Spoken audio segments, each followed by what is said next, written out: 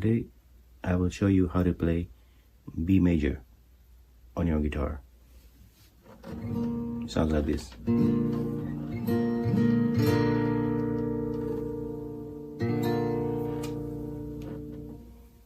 Your first finger will go on the first fret and fourth string, and the second finger will go on the second fret and fifth string, and the third finger will go on the third string and second fret, and your pinky finger, with the little one, will go on the first string and on the second fret.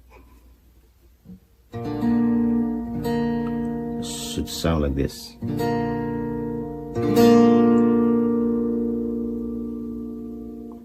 So the top string, which is the sixth string, will be mute.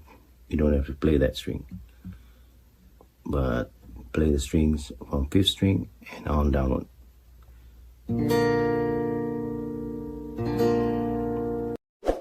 So there you have it. Thanks for watching this video. Please don't forget to like and subscribe to this channel to keep updated for future lessons. Thanks for watching.